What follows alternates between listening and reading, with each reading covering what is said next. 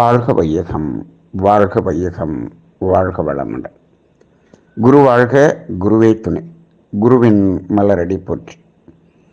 சிந்தனையை உடல் நலத்தை சீரமைத்து உய்வித்த குருவே வாழ்க. தியானமே யோகம், யோகமே ஞானம். தமிழ் ஆனந்த யோகம். வாழ்க வளமுடன். இன்றைய சிந்தனை தலைப்பு ஆசை சீரமைப்பு. ஆசையை ஏன் சீரமைக்க வேண்டும்? ஆசை சீரமைப்பு என்ற தலைப்பு.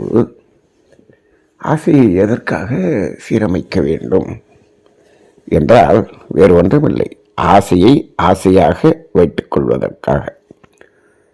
இது என்ன? ஆசையை சீரமைக்கணும்னு சொல்கிறீங்க, அப்புறம் ஆசையை ஆசையாகவே வச்சுக்கணும் அப்படின்னு சொல்கிறீங்களே. அப்போ இதில் என்ன நம்ம புரிந்து கொள்கிறோம் என்று சொன்னால், ஆசையை ஆசையாகவே வைத்து கொள்ளாமல் இருந்தால் அது என்ன ஆகிவிடும் என்று சொன்னால், பேராசையாக, முரணான ஆசையாக மாறிவிடும். அப்போ இந்த இடத்துல ஆசை சீரமைப்புன்னா ஆசை எல்லாத்தையும் ஒழிச்சிடுறது, ஆசையை விட்டுறது. ஆசையே துன்பத்துக்கு காரணம், எனவே ஆசையை அறவே ஒழிக்க வேண்டும் என்று புத்தர் சொன்னார் அப்படின்லாம் சொல்லிக்கிட்டு நம்ம ஆசையை விட்டுறது என்பது ஆசை சீரமைப்பு என்பது அல்ல. ஆசை துன்பத்துக்கு காரணம், எனவே ஆசையை அறவே ஒழிக்க வேண்டும் என்று புத்தர் ஆசைப்பட்டார் என்று அடிக்கடி நாம் சொல்லுவோம். இப்போ அந்த ஆசையை ஆசையாக அப்படியே நிறுத்துவது என்பதற்கான ஒரு பயிற்சி தான் இந்த பயிற்சியாக இருக்கிறது. சரி, ஏன் நிறுத்த வேண்டும்? நிறுத்தினால் அது நின்று கொண்டே இருக்காதா? ஆசை இருந்து கொண்டே இருக்காதா என்று சொன்னால் அப்படி அல்ல. ஆசை நிறைவேறிவிட்டால் அது மறைந்துவிடும். ஆசை இருந்து கொண்டே இருக்காது, அது மறைந்துவிடும். எப்படி மறையும்? எங்களுக்கெல்லாம் மறைய மாட்டேதே அப்படின்னா, அது மறையவில்லை என்று சொன்னால் அது ஆசை அல்ல. நீங்கள் ஆசையை நிறைவு செய்துவிட்டால் அது மறைந்துவிடும். அப்படின்னா இப்போ எது ஆசைன்னு தெரிஞ்சாதான் அதை புரிஞ்சுக்க முடியும். இப்போ ஒரு சின்ன உதாரணமாக பார்ப்போம். ஆசை என்பதற்கு டெஃபினிஷன் என்ன? தேவையின்பால் ஏற்படும் எண்ணமே ஆசை அப்படின்னு மகரிஷி சொல்லிட்டாங்க. தேவையின் அடிப்படையில் எழக்கூடிய எண்ணம் ஆசை. எது தேவை? அப்போ சுற்றி கடைசியில் நம்ம எங்கே வந்துடுறோம்? வாழ்க்கை தத்துவத்தில் தேவைக்கு வந்துடுறோம். பசி, தாகம், தட்பவெப்பத்திலிருந்து பாதுகாப்பு, உடல் கழிவுகளின் உந்துவேகம். சரி, இந்த மூணையும் எடுத்துங்க. இந்த மூணின் அடிப்படையில் எழக்கூடியது தான் ஆசை. அந்த ஆசை இருந்து கொண்டே இருக்குமா? பாருங்கள், பசி என்பது இயற்கை துன்பம். அந்த துன்பத்தை போக்க வேண்டும் என்ற உந்துதல் தான் ஆசை. சரி, இப்போ பசிக்கு நீங்கள் சாப்பிட்டீங்க. இப்போ 5 இட்லி சாப்பிட்டோம். இப்போ என்னாச்சு? பசி தீர்ந்து விட்டதா? பசி நீங்கி விட்டது. அப்படி என்று சொன்னால் ஆசை மறைந்து விட்டது என்று அர்த்தம். அவ்வளோதானே. அப்போ ஆசை ஆசையாகவே இருந்து கொண்டு இருக்குமா? இருக்காது. ஆசை நிறைவேறியவுடன் ஆசை மறைந்து விடும், அது ஆசையாக இருந்தால். இப்போ என்ன பண்ணுறீங்க? 5 இட்லி சாப்பிட்டோன்னு அப்பயும் ஆசை மறையவில்லையே என்று சொன்னால், நீங்கள் தேவை என்பதை விட்டுவிட்டு அங்கே என்ன பண்ணுறீங்க? சாப்பிடும்போது இருந்த அந்த ருசி என்பதில் மயங்கி விட்டீர்கள். அப்போ அதை மயங்கிட்டோம்னா என்ன ஆகுது? ஆசை தொடர்கிறது. இன்னும் நாள் சாப்பிடலாமா அப்படின்னு தோணுது. அப்போ நீங்கள் தேவைக்காக சாப்பிட்டீங்களா, ருசிக்காக சாப்பிட்டீங்களா அப்படிங்கும் பொழுது அந்த ருசிக்காக சாப்பிடுபவர்கள் தான் அதிகம். ருசிக்காக சாப்பிட்றவங்க தேவையே இல்லாமலே சாப்பிடுவாங்களே. அப்போ அதாவது தேவையில் ஆரம்பித்து கண்டினியூ பண்ணுறவங்களும் இருக்காங்க. தேவையே ஆரம்பிக்காமையே, பசியே இல்லாமலே அந்த ருசிக்காக சாப்பிட்றவங்களும் இருக்காங்க. அப்போ ரெண்டுமே என்னாச்சுன்னா தேவையில்லாத ஒரு செயலாக மாறிவிடுகிறது.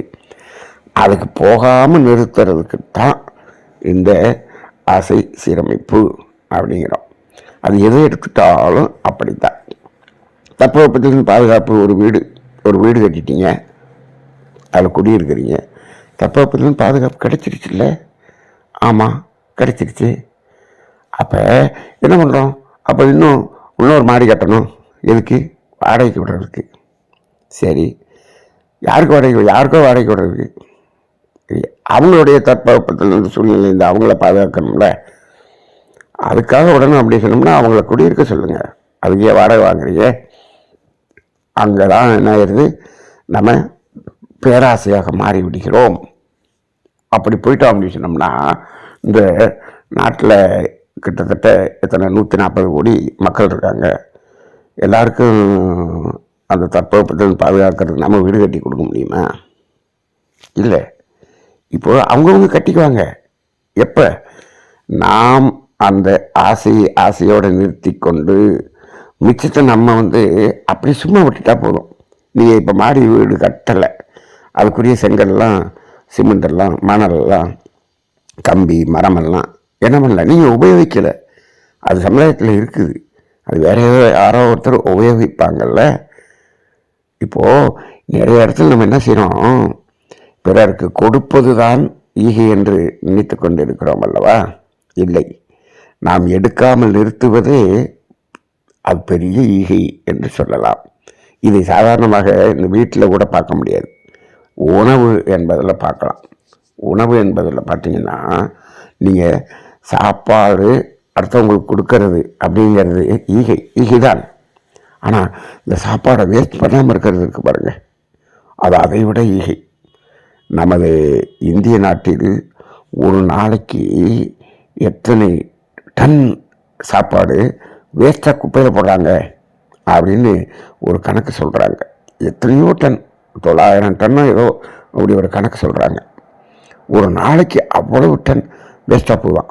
அதுவும் குறிப்பாக இந்த கல்யாண மண்டபங்களில், இந்த பஃபே மீல்ஸ் சாப்பிட்ற இடத்துல அவ்வளவும் குப்பையில் போகுதான். ஆனால் ஒரு வேளை சாப்பாட்டுக்கு இல்லாமல் இருப்பவர்கள் எத்தனை பேர்? இதை நீங்கள் கொண்டு கொடுக்குறீங்களோ இல்லையோ, வேஸ்ட் பண்ணாமல் நீங்கள் சாப்பிட்டீங்கனாலே அந்த இடத்துலையே என்ன ஆகிறது, அதுவும் ஒரு பெரிய சீரமைப்பு என்ற அடிப்படையில் மாறிவிடுகிறது. ஆக இந்த ஆசை என்பது நிறைவேறியவுடன் அது நீங்கிவிடும். அப்போ என்னாச்சு, அது எது நீங்குகிறது? இயற்கை துன்பம் நீங்குகிறது. அது எப்படி இருக்கும்? அது இன்பமாக இருக்கும் அப்படின்னு. அப்போ ஆசை வேணும், அது நிறைவேற்றியவுடன் அது நின்றுச்சுன்னு சொன்னால் இன்பம். நாம் என்ன சொல்கிறோம், இந்த இன்பத்தை பெருக்க வேண்டும் என்பதற்காக என்ன பண்ணுறோம், அதை பேராசையாக மாற்றி விடுகிறோம். பேராசையாக மாற்றிவிட்டால் இன்பம் பெருகிவிடும் என்று ஒரு தவறான புரிதல். பேராசையாக மாறிவிட்டால் அது துன்பமாக மாறிவிடும். இந்த இடத்துல தான் வேதாத்ரி மகர்ஷியினுடைய அற்புதமான ஒரு சிந்தனை. அதாவது துன்பம் நீங்கிய இடம் இன்பம், இன்பம் பெருகிய இடம் துன்பம். எங்கேயும் ஆன்மீகத்தில் இப்படி ஒரு விளக்கம் எளிமையாக கொடுக்கப்படவில்லை. மகர்ஷி அற்புதமாக கொடுத்தாங்க. அதாவது அந்த இன்பம் பெருகிட துன்பம் அப்படின்னு சொல்லிட்டார். அப்போ ஆசை பேராசையாக மாறினால் துன்பம். அப்போ ஆசை சீரமைத்தல்ங்கிறது என்ன, அதனுடைய சாரம் என்ன அப்படின்னு பார்த்தா, அதாவது இன்பத்தை துன்பமாக மாற்றாமல் நிறுத்துவது, அதுதான் ஆசை சீரமைப்பு, வேறு ஒன்றும் இல்லைங்க. இதைத்தான் மகர்ஷி அவர்கள் உறவிலே கண்ட உண்மை நிலை தெளிவு துறவு என்ற ஒரு வார்த்தையை சொல்லி இங்கு விளக்கியிருப்பார். அப்போ உறவு வேண்டும், ஆசை வேண்டும். ஆசை என்பது இயற்கை துன்பம். அதை நிறைவேற்றுவதற்கு பொருள் வேண்டும், அந்த பொருளோடு உறவு வேண்டும். அதான் உறவு வேண்டும். ஆனால் அந்த உறவிலே ஒரு தெளிவும் வேண்டும். அதுதான் உறவில் கண்ட உண்மை நிலை தெளிவு. எப்பொழுது தெளிவு வேண்டும்? அந்த தேவை நிறைவேறியவுடன் அந்த நிறுத்தக்கூடிய ஒரு தெளிவு வேண்டும். அப்படி நிறுத்தினால் அதற்கு பேர் தான் துறவு. துறவுன்னா நிறைய பேர் என்னமோ அப்படியே எல்லாத்தையும் விட்டுட்டு ஓடுறது, அப்படி அல்ல. ஒவ்வொரு உறவிலும் துறவு வேண்டும் அப்படின்னு சொல்கிறார். சாப்பிடும்போது துறவு வேணும். ஒரு வீடு கட்டிட்டீங்களா, ஒரு துறவு. ஒரு சட்டை போட்டுட்டீங்களா, துறவு. யூரின் போயிட்டோமா, துறவு. எல்லாத்துலேயும் துறவு. பாத்ரூம் போனோம், யூரின் போகிறதுக்கு ரொம்ப அர்ஜெண்ட்டாக இருக்குது, ரொம்ப கஷ்டமாக இருக்குது. அப்படியே பாத்ரூம் போய் அப்படியே யூரின் போய் முடிஞ்ச உடனே அப்பா அப்படி ஒரு சுகம். சரி, இவ்வளோ சுகத்தை இந்த பாத்ரூம் தானே கொடுத்துச்சு, இன்றைக்கி ஒரு நாளைக்கு இங்கே இருந்தது போகலாமே அப்படின்னு சொல்லி அப்படியே அந்த வெஸ்டர்ன் டாய்லெட்டில் உட்காந்துக்கலாமா ஒரு நாளைக்கு, முடிஞ்சது வெளியே வந்துடணும்.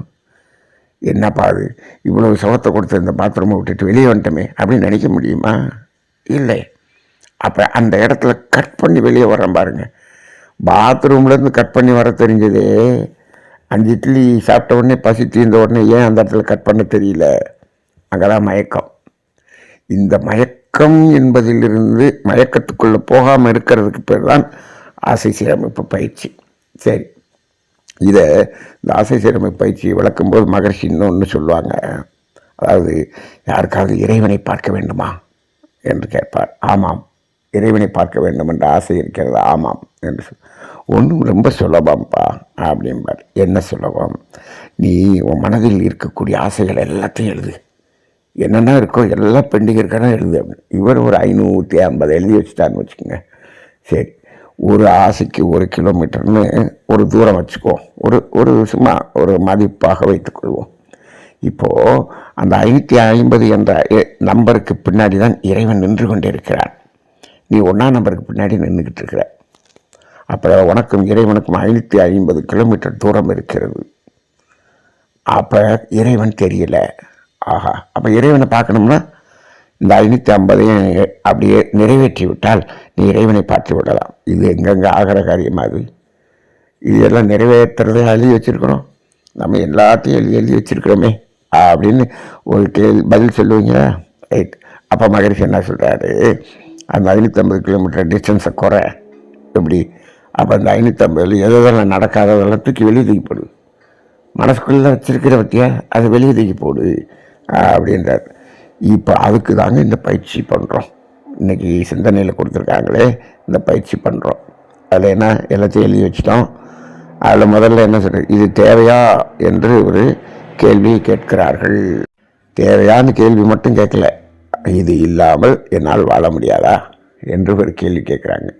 அப்போ இந்த தேவையா என்ற கேள்விக்கு மகரிஷியினுடைய வாழ்க்கை தத்துவத்தில் இருக்கக்கூடிய தேவைகள் 3 அடிப்படையில் நாம் சிந்தனை செய்தால் அதுக்கு சரியான ஆன்சர் கிடைக்கும். நீ தேவைங்கிறத தெளிவாக தெரிந்து கொள்ளாமல் இந்த பயிற்சி பண்ணவே முடியாது. அவை வாழ்க்கை தத்துவத்தில் தேவைகள் 3 தெளிவாக இருந்தால்தான் நாம் இந்த பயிற்சி ஒழுங்காக பண்ண முடியும். இன்றைக்கி மனவளக்கலையில் இருக்கக்கூடிய ஒரு பெரிய குறை என்ன என்று சொன்னார், வாழ்க்கை தத்துவம் 12ஐயும் 40 நிமிஷத்தில் நடத்தி முடிச்சிடுறாங்க. அப்போ என்ன ஆகிடுது, ஆசை சீரமைப்பு செய்யும்போது இது தேவையா என்று கேட்டால் ஆமாம் அப்படின்னு எல்லாத்துக்கும் எழுதான். ஏன் தேவையா? தேவை என்பது என்ன அப்படின்னா உணவு, உடை, இருப்பிடம் அப்படின்றான். ரைட்டு. துணி எடுக்கணும், தேவையா? உடை, ஆமாம் தேவை. இருப்பிடம் தேவை, உணவு தேவை, ஆமாம் அப்படின்னு எழுதிப்புறான். அங்கே தான் மகரிஷி என்ன பண்ணார், இப்படி சொல்லாமல் பசி, தாகம், தட்பவெப்பத்திலிருந்து பாதுகாப்பு, உடல் கழிவுகள், அந்த தேவைகள் 3ஐ மட்டும் நாம் மக்களுக்கு விளக்கி சொல்ல வேண்டும் என்று சொன்னால் ஒரு அரை நாள் ஆகும். அப்படி விளக்கினால்தான் அவர்களுக்கு புரியும். சும்மா தேவைகள் 3 எழுதி போட்டோம், இந்த 12 எழுதி போட்டு 12 வாச்சிட்டு விட்டுட்டோம் அப்படின்னு சொன்னோம்னா ஒரு பலனும் இல்லை. அங்கே ஆசை சீரமைப்பு நடக்காது. எனக்கு தெரிந்து இந்த அகத்தாய் பயிற்சி முடித்து விட்டு ஆசையை சீரமைத்தவர்கள் எத்தனை பேர், எத்தனை % அப்படின்னு நினச்சிட்டா ஒரு 1% தான் இருப்பாங்க. 99% அது செய்கிறதே இல்லை. ஏன் அப்படின்னா வாழ்க்கை தத்துவம் சரியாக நடத்தப்படவில்லை. 100% இப்பொழுது வாழ்க்கை தத்துவமாக நடத்தப்படுவதில்லை. நான் ஒரு முறை அகத்தாய் பயிற்சி நடத்துவதற்காக சென்றிருந்தேன். ஒரு பெரிய ஊருக்கு சென்றிருந்தேன். கிட்டத்தட்ட ஒரு 80-85 பேர் இருந்தாங்க. அப்போ எல்லாம் அந்தளவுக்கு அட்டன் பண்ணுவாங்க. அப்பொழுது வாழ்க்கை தத்துவம் ஆரம்பிக்கிறோம். வாழ்க்கை தத்துவம் ஆரம்பித்தா என்ன ஆயிடுச்சு, அன்னைக்கு அந்த சனிக்கிழமை முழுவதும் வாழ்க்கை தத்துவம் அந்த 12 மட்டும்தான் ஓடி இருக்கு. சில தவங்களும் அந்த வாழ்க்கை தத்துவம் மட்டும்தான் நடத்தியிருக்கோம். மற்ற சப்ஜெக்ட்லாம் அப்படியே இருக்குது. மற்றெல்லாம் நாளைக்கு பார்த்துக்கலாம், ஞாயிற்றுக்கிழமைன்னு சொல்லிட்டு. அங்கே இருக்கிற ஆசிரியர் என்ன சொன்னீங்கன்னா, அந்த ஒரு டாப்பிக்கு மட்டும் இவ்வளோ நேரம் நடத்துனீங்கன்னா மற்ற டாப்பிக்கெல்லாம் எப்போ முடிக்க போகிறீங்கன்னு கேட்டார். இன்னும் நீங்கள் என்ன மாதிரி இதில் ஆசை சீரமைத்தல், வாழ்த்தும் பயணம், இதெல்லாம் இருக்குதே பஞ்சேந்திரிய தவம் இதெல்லாம் நீங்கள் நடத்தணுமே அப்படின்னு கேட்டார். சரி நடத்திடலாங்க, அது எல்லாத்தையும் ஞாயிற்றுக்கிழமை நடத்திடலாம் அப்படின்னு சொன்னேன். அப்போ ஒரு டாப்பிக்கே ஒரு நாள் தான் இதெல்லாம் எப்படி நடத்தி இந்த வாழ்க்கை தத்துவத்தை தெளிவாக நடத்திவிட்டால் இந்த எண்ணமறைகள், ஆசை சீரமைத்தல், சினம் தவிர்த்தல், கவலை ஒழித்தல் எல்லாமே சுலபமாக நடத்தி விடலாம், ஈஸியாக நடத்திடலாம். அவங்க ஈஸியாக அதை நடைமுறைப்படுத்திடுவாங்க. இந்த வாழ்க்கை தத்துவத்தை சரியாக நடத்தாமல் நீங்கள் எத்தனை தடவை எண்ணமறைகள், ஆசை சீரமைத்தல், சினம் தவிர்த்தல், கவலை ஒழித்தல் நடத்தினாலும் அது நடைமுறைக்கு வராது என்று சொன்னேன். அவர் ஒத்துக்கொள்ளவில்லை. அவர் அந்த நேரத்துப்படி தான் நடத்த வேண்டும் என்று ஸ்ட்ரிக்டாக பேசினார். சரி, அப்படி என்றால் நான் தகுதி இல்லாதவன் என்று நீங்கள் நடத்தி கொள்ளுங்கள் என்று வந்துவிட்டேன் என்று வைத்துக்கொள்ளுங்கள்.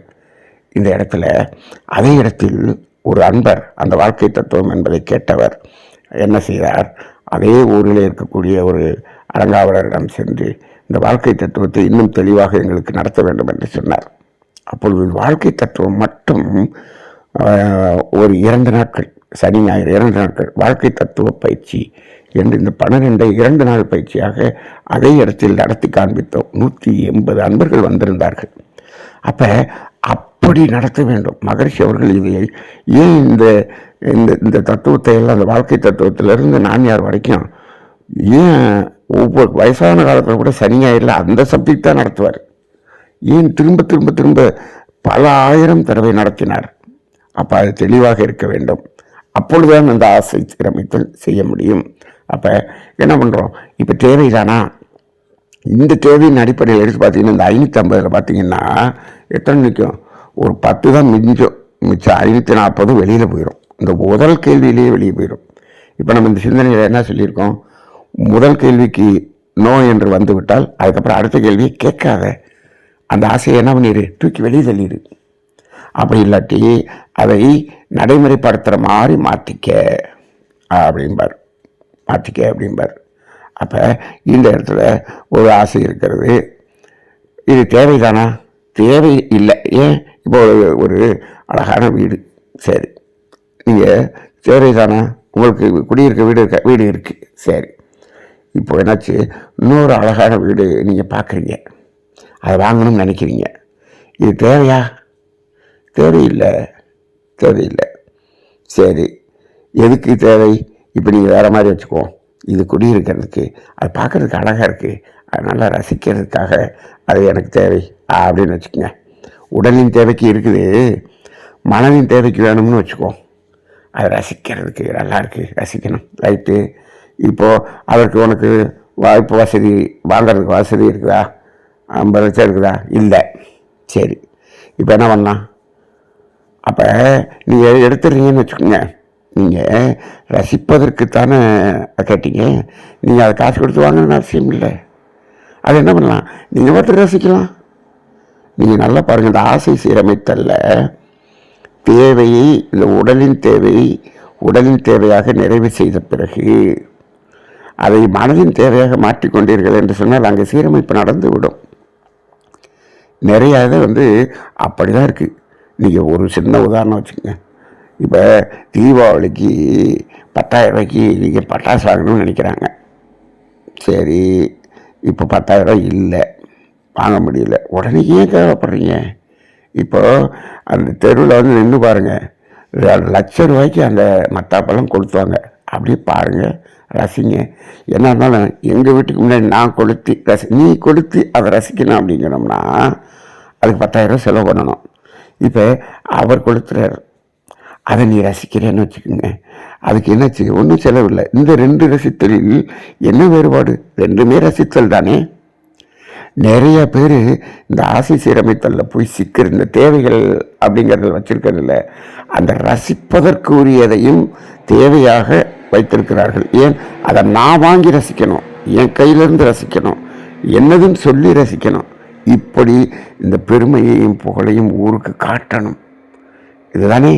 இப்போ உன் வீட்டில் நீ பொருத்தி அந்த பூத்தொட்டியை ரசிக்கணும்னு சொல்றியே, அது என்ன, இப்போ இன்னும் மற்றவங்களும் ரசிக்கிறாங்க அதை. அப்போ என்ன சொல்கிற, நீ தான் வாங்கணும்னு சொன்னியே, இது மற்றவர்கள் ரசிச்சுட்டு போட்டோம். ஏன் அவங்க ரசித்து என் மேலே பொறாமையாக பார்க்கணும், உனக்கு பெருமையாக இருக்கணும். இதுதானே அதுக்குள்ளே அடங்கி இருக்கிறது. சரி, அப்போ அதை ஏன் நீ அதை ரசிச்சுட்டா என்ன? ரசித்தல் என்பது ஒன்று தானே. அது என்னது என்று ஒன்று சொல்லி ரசிக்க வேண்டும் என்று நீ பெருமை காட்டினால் அங்கு ஒரு பொறாமை என்பதை, ஏக்கம் என்பதை உருவாக்குகிறாய். அப்போ இந்த ஆசை சீரமைத்தல்ல, இந்த உடலின் தேவை என்ன, மனதின் தேவை என்ன என்பதை தெளிவாக தெரிந்து கொண்டவன் என்ன பண்ணுவான், இந்த ஆசை சீரமைப்பு சுலபமாக செய்து கொள்ளலாம். நம்ம தமிழ்நாடு யோகத்திலே உடலின் உலக பொருள்கள் எதை சார்ந்தது, உறவுகள் எதை சார்ந்தது, இப்படியெல்லாம் நம்ம பிரித்து நிறைய சிந்தனை செய்திருக்கிறோம். அப்போ உடலின் தேவை என்ன, மனதின் தேவை என்ன என்று சிந்தித்து இருக்கிறோம். அப்போ மனதின் தேவையாக வைத்து கொண்டு இருந்தால் நிறைய ஆசை சீரமைப்பு பண்ணிடலாம். அப்போ இந்த 10 தான் மிச்சம் இருக்குன்னு வச்சுங்க. இப்போ என்னாச்சு, நமக்கும் இறைவனுக்கும் 10 கிலோமீட்டர் டிஸ்டன்ஸ் வந்துடுச்சு. அப்போ இப்போயும் இறைவனை பார்க்க முடியலையே. இப்போ 550 கிலோமீட்டர் தூரத்தில் இருந்தாலும் இப்போ 10 கிலோமீட்டர் தூரத்தில் நெருங்கி வந்துட்டானே. அப்போ இறைவன் நமக்கு அருகில் இருக்கிறானே. இந்த 10ஐயும் நிறைவேற்றிட்டீங்கன்னா நீ இறைவனை அடைஞ்சிடலாம். ஆனால் என்ன பண்ணுவேன், இதை 10மே நிறைவேற்றக்கூடியது. ஆனால் நம்ம என்ன பண்ணுவோம்னா, இந்த 10ல் 8 நிறைவேற்றிடுவோம். 2 கிலோமீட்டர் தூரம் தான் இருக்கும். ஆனால் ஒரு 4 உள்ளே போட்டுருவோம், 6 மாற்றிடுவோம். இந்த 10ஐ எப்போயும் மெயின்டைன் பண்ணிக்கிட்டே இருக்கிறோம். அங்கே தான் நம்ம என்ன பண்ண முடியல, இந்த இறைவனை காண முடியவில்லை. இந்த 10 அப்படியே 5 ஆக்குங்க, அப்படியே 4 ஆக்குங்க, 3 ஆக்குங்க. அப்படியே வந்தீங்கன்னா நீ இறைவனை கண்டுவிடலாம் என்று மகரிஷி சொல்கிறார். அப்போ இறைவனை நெருங்குவதற்கு